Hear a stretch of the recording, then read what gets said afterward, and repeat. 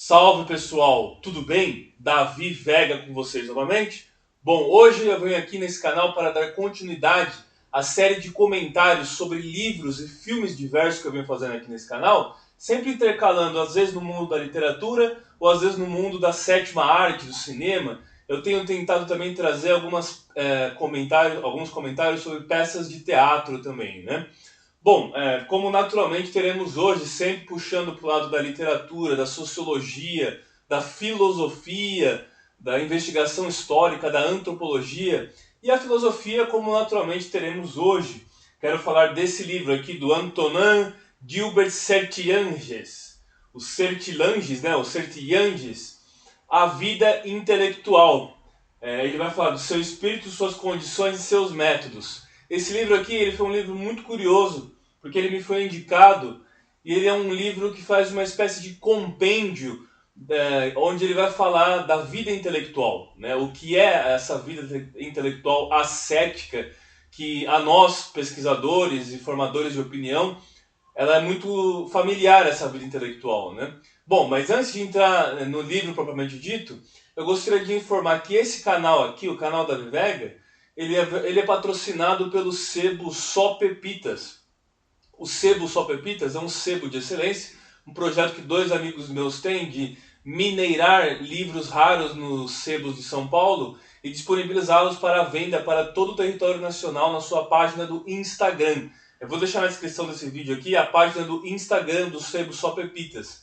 E se vocês falarem que encontraram o sebo Só Pepitas quando surgiu porventura algum interesse em algum livro, e se vocês falarem que encontraram através desse canal, do canal da Vivega, vocês ganham 10% de desconto na compra de cada livro. Vale muito a pena, porque os livros, assim como as viagens, assim como as visitas às exposições, as visitas a museus, são coisas que a gente gasta para ficar mais rico, né? O conhecimento a gente gasta para enriquecer ainda mais, né? Bom, vamos falar desse livro do Sertillanges, então. Ele é um padre, né? O Sertillanges é um padre francês, nascido em 1863 e falecido em 1948. Ele publicou esse livro em 1920, 1921, né? Acho que ele estava terminando de escrever em 1920 e publicou logo em 1921. E ele vai fazer muita referência do Santo Tomás de Aquino, né? O Santo Tomás, e do Henri Bergson, que também falou sobre a metafísica, né? As suas maiores influências foram Aristóteles, o Santo Tomás e o Bergson, né?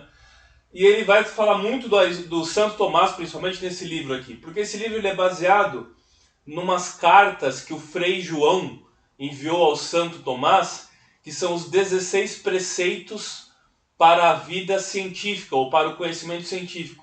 Então ele lançou numa carta esses 16 preceitos, e ele vai falar em forma de capítulos sobre a vida intelectual, né?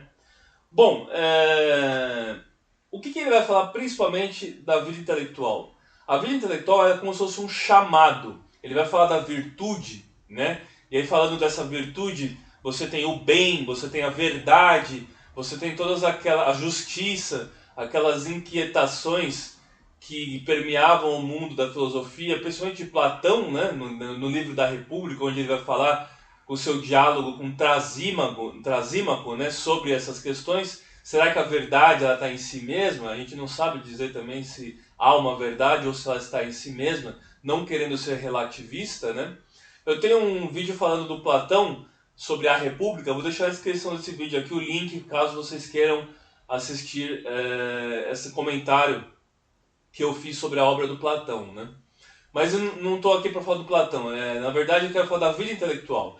E a vida intelectual, então, ela é uma vida que é uma vocação, ela seria uma vocação.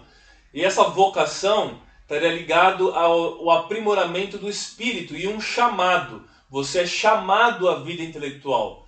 E ela vai ser uma espécie de estilo de vida para você. Eu lembro que eu comecei muito cedo, influenciado pela minha mãe, o mundo da leitura, né? Assim que eu fui alfabetizado, eu já comecei a ler livros, eu li aqueles livros da coleção Vagalume, né? Que tinha a antiga coleção Vagalume, que eram livros de aventura, que vinham ilustrados.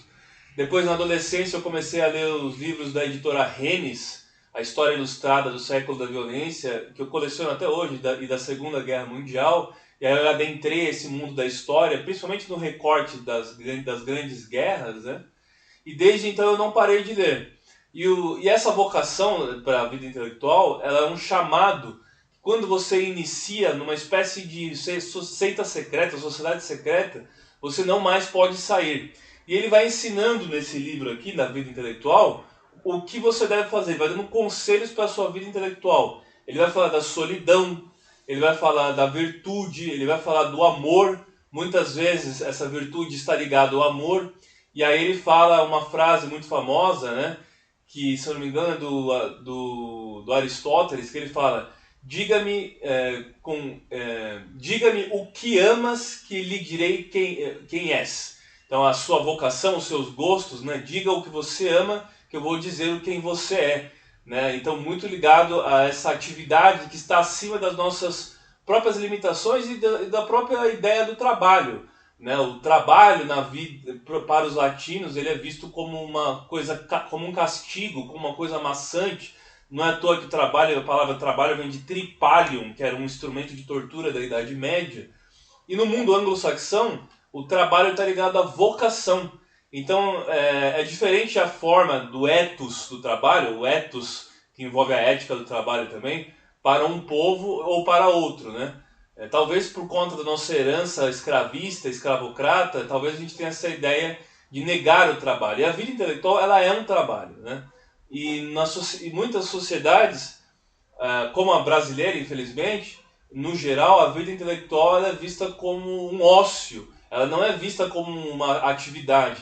Quando ela é uma atividade remunerada, as pessoas até compreendem como tal. Mas quando ela é uma atividade apenas para o aprimoramento do espírito, para a vida interior, né? É importante que se tenha uma vida interior, ou pela própria erudição e exercício da sua subjetividade, ela é muitas vezes vista como um ócio, ela não é vista como um trabalho.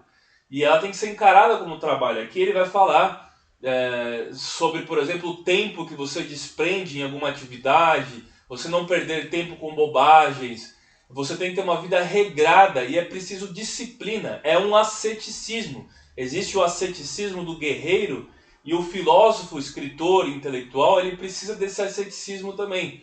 Então tudo isso vai trazer um conjunto de comportamentos e de autodisciplina que principalmente o autodidata e a pessoa que tem foco, que tem concentração, precisa ter. E é o que ele traz nesse livro aqui, o Certianges, no livro da vida intelectual, né? Bom, nesse ensaio ele vai falar que proceder é um dispêndio, um custoso dispêndio. Dispêndio é aquilo que é custoso, aquilo que nos é raro ou nos é caro. E a vida intelectual ela exige que você abra mão de certas coisas. Não dá para se ter tudo, né? E ele vai falar principalmente que o mais importante é você ter a solidão e você estar focado naquilo que interessa.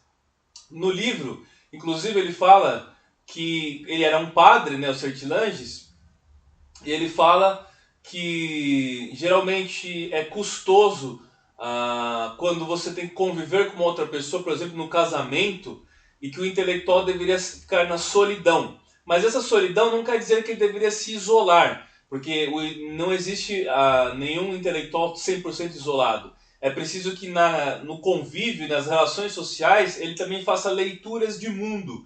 Então o isolamento 100% também é impossível. Até os monges não ficam 100% isolados. Eles também têm em algum momento uma certa sociabilidade. Mas no tocante ao casamento, ele fala que você lidar com a sua alma gêmea, né? As questões ligadas à alma gêmea, podem trazer preocupações, ou podem trazer questionamentos, ou podem trazer uma perda de tempo que você vai se distrair, né? E não vai conseguir focar na atividade intelectual. Então a atividade intelectual ela exige toda uma preparação. Nesse livro ele vai falar muito da oração, do aprimoramento da alma e do espírito. E aí como ele era um padre, ele era cristão e tudo mais, religioso, dá pra gente ler esse livro nas partes que ele fala de alma e de espírito, na elevação do intelecto, né? Da mente e do intelecto. O cogito, né? do Descartes, né? O cogito ou a própria estimulação da razão, do logos, né? O cogito, do eu penso, e o logos, né? Infelizmente, nós vivemos hoje no mundo uma espécie de logofobia. Se você é uma pessoa que tem curiosidade, e aí ele vai falar da vã curiosidade no livro, se você é uma pessoa que busca perguntas ao invés de respostas, muitas vezes também, você sofre um assédio muito grande. E a vida intelectual tem seu preço. Ele vai falar justamente das pessoas que vão apontar o dedo para você, que vão te criticar. E aí tem uma frase famosa do Ralph Waldo Emerson, aquele do movimento transcendentalista dos Estados Unidos, da literatura, que ele vai falar: para cada crítica que eu recebo, me dá mais vontade de continuar trabalhando, né? Alguma coisa assim, a cada crítica que me é dada, eu só tenho uma resposta: continuar trabalhando, né? Você não perder o foco mesmo diante das adversidades, porque a sociedade ela não abriga mais o intelectual como era no passado. E aí eu até trago um adendo que não está no livro, mas é uma coisa que eu me lembro, dos povos ágrafos, né? Os povos ágrafos são os povos que não têm escrita. E aí tem um capítulo desse livro que ele fala da memória, né? E aí eu digo que essa memória ela estava circunscrita nos anciãos, né? Nas pessoas anciãs dos clãs antigos, onde não havia a escrita e a tradição e a cultura era passada pela oralidade, de via oral. E quando morria um ancião, era como se queimasse toda uma biblioteca, né? Por conta do todo o conhecimento que ele tinha. E ele vai falar nesse livro da memória. A memória, ele não acha que é algo que você tem que ser uma enciclopédia ambulante, que você tenha um vasto, apenas o decoreba, né? Ou mesmo você incorporando o conhecimento, que você seja uma enciclopédia ambulante. Ele vai falar que você tem que focar a sua memória naquilo que é necessário e eliminar aquilo que é desnecessário, né? E aí a memória tem uma parte do estudo da história que está ligada à memória, né? Ele vai falar sobre a temporalidade das gerações e que a geração ao qual você pertence é a melhor de todas. Eu não concordo muito com ele nesse aspecto. Eu acho que nós somos muito mais pautados pelo ontem, pelo pretérito, do que pelo presente, se a meu ver não existe o presente, do que pelo devir, o devir do futuro, né? Eu acho que nós devemos sim entender a nossa época, mas é possível, principalmente para os intelectuais, é possível que você viva em outras épocas, uma vez que é mais importante você dialogar com os gênios, dialogar com as pessoas que viveram milênios ou séculos atrás. Quando você faz a leitura de um texto de alguém que já não existe, já faleceu ou que viveu em outra época, é como se você se transportasse no tempo. Não existe uma máquina do tempo ainda, mas a leitura e a literatura elas propiciam essa viagem ao tempo, de você dialogar com uma pessoa morta, você dialogar com alguém que existiu há não sei quanto tempo atrás. E eu acho que para o intelectual, por mais que tenha aquela frase famosa do Ernest Hemingway, ame a sua época, pois ela é a melhor de todas, faz sentido. Faz sentido, mas eu ainda prefiro viver no pretérito, né? E não num passado idealizado e não cometer anacronismos também, mas viver em tempos de outrora, quando a gente idealiza os grandes impérios, as grandes batalhas, os grandes conquistadores. Para mim esse mundo é muito mais encantado, né? Muito mais frutífero, muito mais inspirador, né? Do que, infelizmente, os tempos atuais, os tempos do presente, né? Bom, a vida é diálogo interior. Você tem que ter uma vida interior. Aí falam aquela frase famosa, né? O aristocrata é aquele que tem vida interior, né? Que ele está sofrendo coerção do externo. O externo age sobre nós com uma forma coercitiva, mas você tem uma fortaleza interna, você tem uma vida interior que não importa a qual ambiente você esteja sujeito, você vai conseguir se manter como uma rocha onde as ondas batem e ela nunca quebra, né? Ela que quebra as ondas, né? Mas em compensação, esse intelectual ele não pode ser 100% isolado, como eu disse. E aí tem aquela frase famosa do Victor Hugo, de tanto ser alma, deixou de ser homem, né? É muito curioso isso, porque a gente, muitas vezes o intelectual, e eu já passei por isso também, não querendo dizer que eu sou intelectual, eu sou apenas um estudante, só sei que nada sei, como disse o Sócrates, né? A gente vai estar num constante aprendizado, mas eu já cheguei a ficar isolado por muito tempo, até mesmo no meu casamento, deixando de, às vezes, estar presente em algum momento e tal, porque eu estava estudando, eu estava aprimorando os conhecimentos e tudo mais. Talvez seja por isso que ele fala que o intelectual deve ter uma solidão. A solitude e o silêncio é muito importante, né?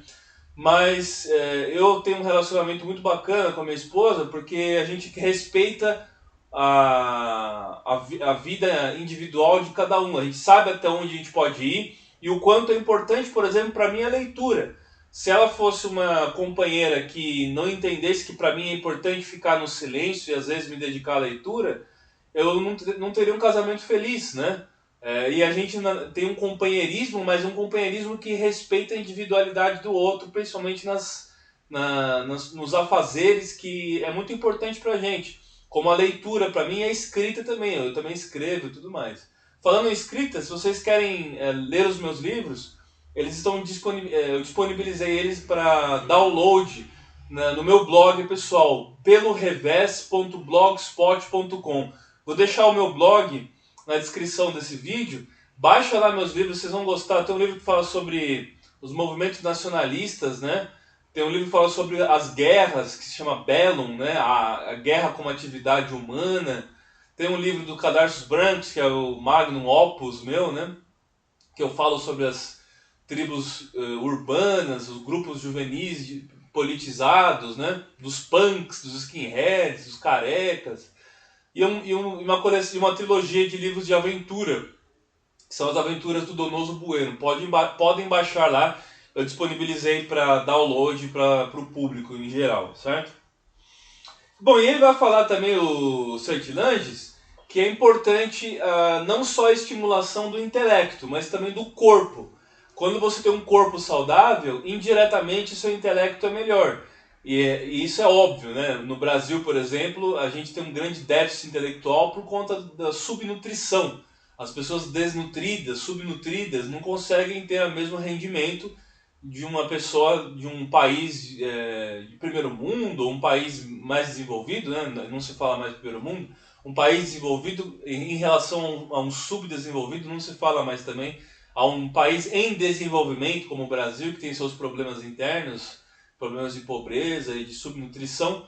É claro que o indivíduo de um local que foi bem alimentado, onde teve um capital cultural, o capital cultural, já citando Bourdieu, né, é muito importante. As conversas em casa, não é só a escola que tem o papel de educar, tem as conversas em casa, as relações interpessoais com a cultura, as viagens que a pessoa faz, os lugares que ela conhece, o que ela frequenta.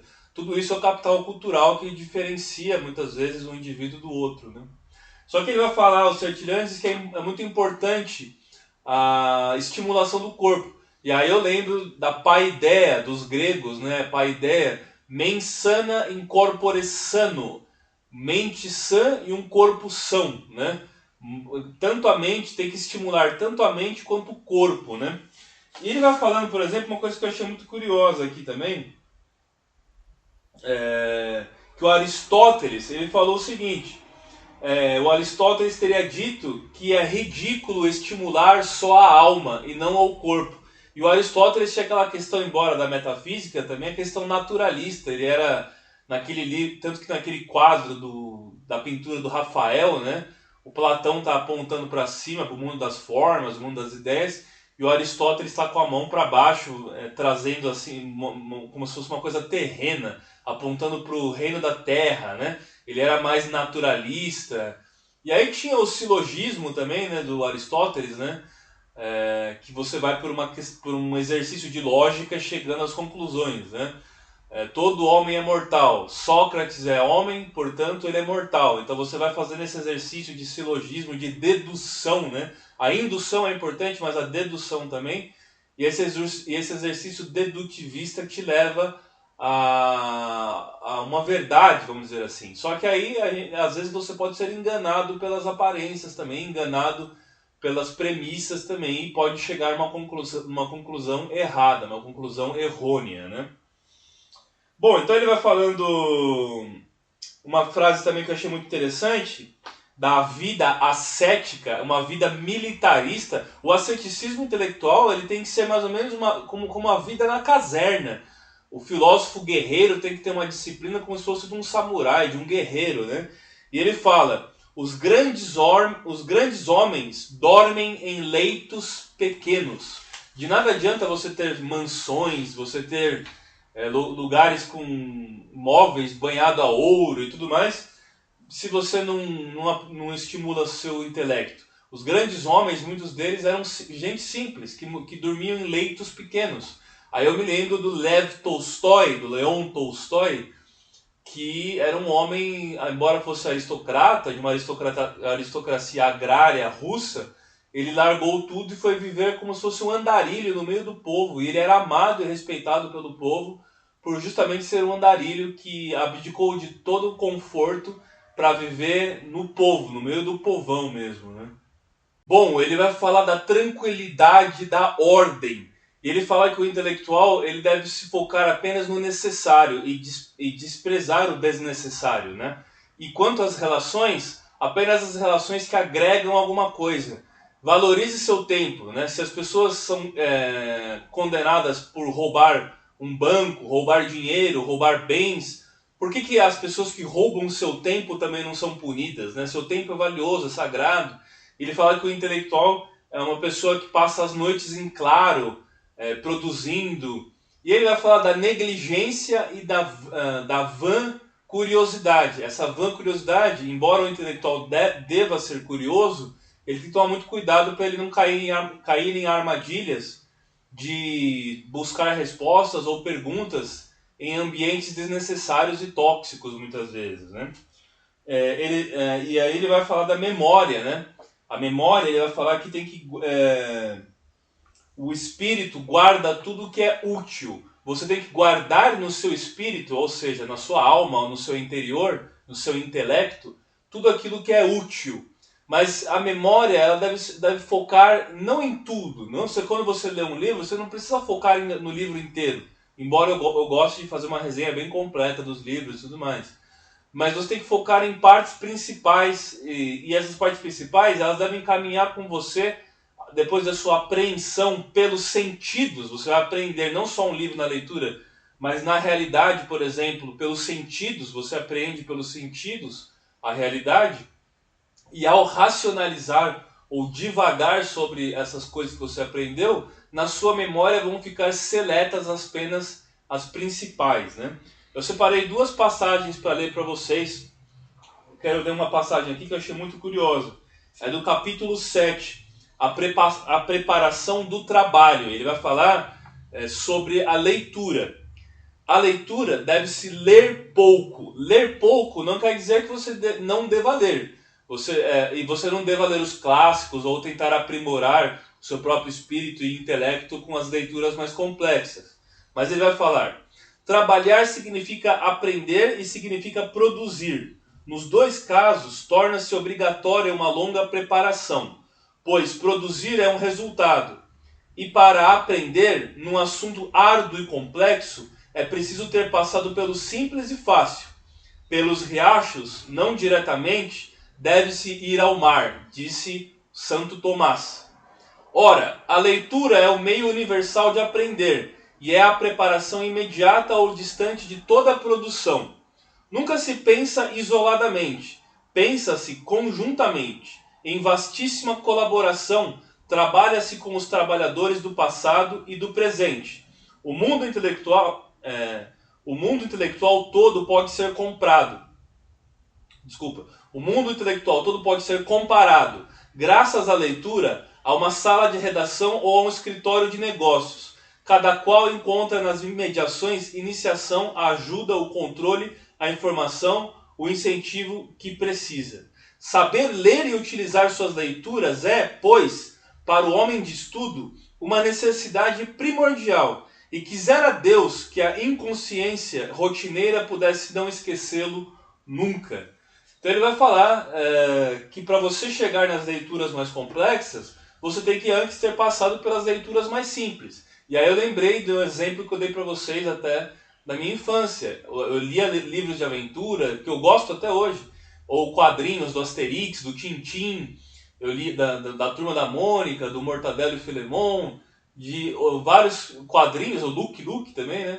Quadrinhos ou livros de aventura e tudo mais, que eram leituras simples, que educam, você está lendo, está elevando seu intelecto também, mas você chega a uma certa idade que, por obrigação, deve ler os clássicos, deve tentar ler a Odisseia, a Ilíada, ou a epopeia do Camões, né, dos Lusíadas. Você deve tentar ler o Dante Alighieri, Miguel de Cervantes com Don Quixote, e passar depois para leituras ainda mais complexas, como o da filosofia, Soren Kierkegaard, existencialista, até mesmo nas leituras mais recentes da filosofia, como Nietzsche, do século XIX, que eu só fui começar a entender os conceitos nietzschianos depois dos 30 anos, né? Eu tentei ler quando eu estava na adolescência, né? Eu não conseguia entender e aprender muito bem. E isso é perfeitamente normal. Certas coisas a gente só vai entender com a maturidade. Mas é bom que a gente tenha contato com os textos o quanto antes, desde cedo. Mas certos conceitos a gente só vai entender depois de uma certa idade adulta, né? E eu acredito, eu tenho 36 anos agora. Eu acredito que quando a gente tem 60, 70, a nossa percepção ainda vai ser maior ainda, né? Embora a memória possa começar a falhar, a gente comece a ficar com mais dificuldade, mas a experiência de vida e a altura que nos dá naquela idade é muito diferente da dos 30 anos. Mas eu acho que o período mais frutífero mesmo, tanto para a intelectualidade quanto para uma maturidade de aprendizado, é dos 30 até os 60 anos, até os 50 e poucos, 60 anos. Porque você está numa idade jovial, né? Você tem uma boa memória ainda, você não tem problemas de esquecimento nem nada. E você tem uma maturidade também para aprender certos conceitos que, quando você é muito jovem, você está no calor e na fervura da adolescência, da juventude, você não possui, né? Bom, os capítulos finais, então ele vai falar sobre como proceder para memorizar, ele vai falar como proceder para memorizar, no capítulo da memória, e depois ele vai falar da produção do intelectual. Qual que é a produção intelectual? A escrita. Ele vai falar sobre como a escrita é importante, e é importante o estilo. Cada um tem seu estilo, assim como cada um tem uma digital. Sua digital é única, ninguém no mundo tem uma digital igual à sua, só você a possui. Então cada um tem sua digital e cada um tem o seu estilo, e como o estilo é importante para a escrita, né? Eu separei uma parte aqui que ele fala da memória, queria ler para vocês. Como proceder para memorizar? Falta dizer como se obtém uma memória com essa qualificação e como utilizá-la. Não é segredo nenhum, conquanto isso decorra das bases mais profundas da nossa vida intelectual. Aí ele vai falar, como ele sempre cita o Santo Tomás, né? Que ele propõe 4 regras. Santo Tomás propõe 4 regras. Primeiro, ordenar o que se quer reter. Segundo, nisso investir profundamente o espírito. Terceiro, sobre isso meditar frequentemente. Quarto, quando se quiser rememorá-lo, tomar a cadeia de dependências por uma extremidade, a qual acarretará todo o restante. Você pega uma extremidade, você tem que divagar sobre aquilo, você tem que meditar sobre aquilo. O conhecimento ele requer muito trabalho, leitura é trabalho. Se fosse uma coisa agradável, simplesmente agradável, todo mundo faria. Ela requer atenção, ela dá dor de cabeça quando ela é complexa. Às vezes você tem que ler várias vezes o mesmo parágrafo para entender. Então, ainda mais quando a gente tenta ler em outra língua. Quem estuda idiomas, como eu estudo alguns idiomas também, imagina o quanto é difícil você entender o que está escrito num texto complexo de um filósofo em outro idioma, seja em inglês, em espanhol ou em francês, e seja lá no que for. Então, isso exige de você um certo trabalho. Não é uma coisa 100% agradável, mas a recompensa, quando você consegue dar a volta por cima, entender e começa a ampliar o seu intelecto, a expandir a sua mente, é uma coisa que não tem preço. As pessoas que se utilizam de entorpecentes falam que é para expandir a mente, né? Eu também já, quando fumava erva, quando fazia essas coisas, que eu não faço mais, já estou velho demais para essas coisas, eu falava que era a expansão da mente, o LSD, é para você, querer o Timothy Leary falava, o próprio Ernest Junger também falava, defensor da LSD e tal. Só que eu acho que a cultura, e é isso uma coisa que me salvou, eu só não fui para o mau caminho graças à filosofia, à literatura, à sociologia, à história, que são minhas razões da existência, minha razão de viver, o conhecimento, é a coisa que eu mais gosto. Então a leitura me livrou de um caminho sem volta. Eu conheço vários amigos meus que também são pessoas eruditas, que se informam, que estudam, e o caso deles é a mesma coisa, né? Só não seguiram para o mau caminho depois da rebeldia da adolescência por conta do conhecimento, né? Bom, e ele vai falar que ele acrescenta acessoriamente, baseando-se em Cícero. O Cícero, em breve, vou fazer um vídeo dele sobre o livro dele, Da República, logo eu vou lançar, e eu tenho um vídeo falando sobre ele do Cícero e o Catilina, da Roma Antiga, o embate do Cícero com o Catilina. Posso deixar na descrição desse vídeo aqui também, está no meu canal.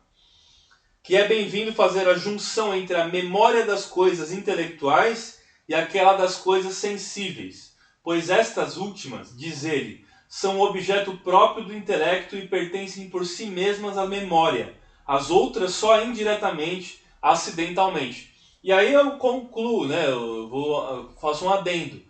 A gente apreende o mundo pela via sensorial, pelos 5 sentidos, a gente apreende o mundo pelos sentidos, mas é uma racionalidade que vai dar uma tradução desses sentimentos para nós. Então por isso que ele fala que a memória não necessariamente está ligada aos sentidos, mas é através dos sentidos que a memória vai agir, que a memória vai trazer imagens, e às vezes o que você imagina é igual àquilo que é vivenciado. É uma coisa muito curiosa isso, a sua imaginação pode se confundir com o fato empírico e real vivenciado, né? E todas essas fazem parte do campo da memória, né? Bom, e ele vai falar que o intelectual, ele com certeza estará bombardeado de críticas. Se você escolheu essa vida ascética intelectual, ela tem consequências. Principalmente para aquele que escreve, que publica as coisas que escreve. Se você não quer receber críticas, não entre para a vida pública. E não deixe seu pensamento registrado num texto, num livro, num documento, porque quando as pessoas ao lerem vão tecer críticas a você, né? Bom, e aí ele vai terminar falando que você tem que desprender-se de si mesmo e do mundo. E quanto ao estilo, a personalidade invasiva e o mundo devem ser afastados. Então você tem que se blindar contra o externo, não deixar que o externo haja coercitivamente, embora o fato social, já lembrando do Durkheim, ele age coercitivamente, a sociedade vai agir sobre você, mas você tem que estar muito forte e ter um individualismo muito, muito bem trabalhado para você manter o seu estilo, não deixar o seu estilo se afetar por as questões do externo. E aí eu volto a falar da frase do Emerson, né?